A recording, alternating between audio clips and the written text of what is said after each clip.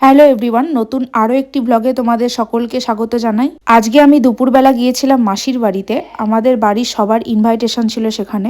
মা, দিদা, ভাই ওরা আগেই চলে গিয়েছিল। আমার একটু লেট হয়েছিল কারণ অফিস থেকে ফিরে আমি গিয়েছিলাম সেখানে। বাড়ির ভেতরে ঢুকতেই এই সুন্দর মান্ডালা আর্টটি চোখে পড়ে, যেটা আমার দাদার বানানো। আসলেও খুব সুন্দর আঁকে। তো পুরো বাড়ি আর্ট দিয়ে ভর্তি, মানে কত যে ছবি ফ্রেম আছে সেগুলো সব পরে তোমাদেরকে দেখাবো। তারপর আমি ধীরে ধীরে ওপরে উঠে গেলাম।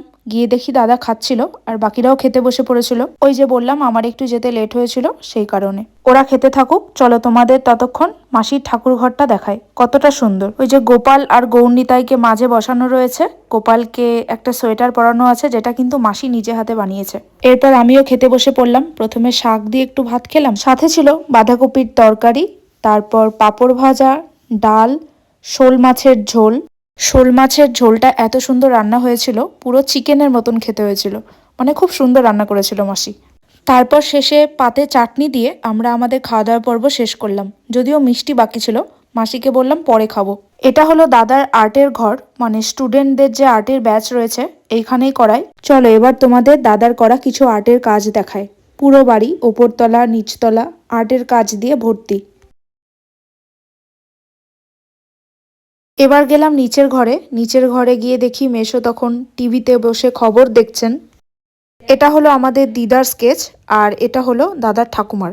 এরপর আমরা সবাই মিলে একটু ছাদে গেলাম। গিয়ে দেখি একটা বিরাট বড় জবা ফুল ফুটেছে, আর একটা গোলাপ আছে, দেখাচ্ছি, বেশ সুন্দর গোলাপের কালারটা।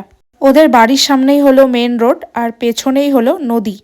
এই নদীর ধারেই একটা ফরেস্টে আমরা 25শে ডিসেম্বর পিকনিক করেছিলাম, যদি তোমরা সেই ব্লগটা দেখে থাকো। এই যে এই সেই রাস্তা যেটা দিয়ে আমরা গিয়েছিলাম পিকনিক স্পটে। আর এখানে হচ্ছে বামাকালীর মন্দির। ছাদের দেওয়ালেও দেখলাম একটা আধা আধুরা মন্ডালা আর্ট পড়ে আছে। এটা আমি অনেক দিন ধরেই দেখছি। নদীর ধারে তো মাসির বাড়িতে প্রচণ্ড ঠান্ডা। যাই হোক, তখন একটু সূর্যি মামার দেখা পাওয়া গেল, ভালো একটু উষ্ণ বোধ হচ্ছিল। এই যে গোলাপটার কথা আমি বলছিলাম, এটা কিন্তু রেড কালার না, জানি না ক্যামেরাতে বুঝতে পারছো কিনা, এটা পুরো ভেলভেট কালার। এত সুন্দর লাগছিল সামনে থেকে দেখতে। ঠান্ডার চোটে ছাদ থেকে নিচে নেমে আসলাম ঠিকই, কিন্তু দাদা বলল আবার ওপরে চল সব জিনিসপত্র নিয়ে, কারণ ও ফটোশ্যুট করলো ওর আর্টের সব জিনিসের। এরপর আমরা আর্টের সব জিনিসগুলো সাজিয়ে নিলাম, মানে ফটোতে যাতে ভালো আসে সেই রকম আর কি। আর এইভাবে ভাই আর্টিস্টের ছবি তুলে দিচ্ছিল, শুয়ে বসে ল্যাদ খেয়ে, কত রকম যে পোজ দেখলাম।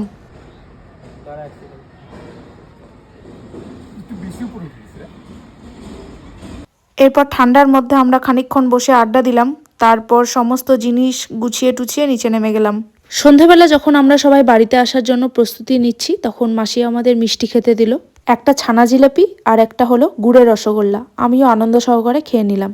যাই হোক, এবার বাড়ি যাওয়ার পালা। দিনটা ভালোই কাটলো। আর এইদিকে দিদা মজা পড়ছিল, যে ঠান্ডা। সন্ধ্যা তখন নামছে আর কি। আর ওই যে আমার স্কুটি, ওরা বাড়িতে ফিরলো টোটো করে, আর আমি আমার স্কুটি নিয়ে রওনা দিলাম। যাই হোক, আজকে ভিডিওটা এতটুকুই। কেমন লাগলো কমেন্টটা অবশ্যই জানিও। ভালো লাগলে একটা লাইক করে দিও। টাটা।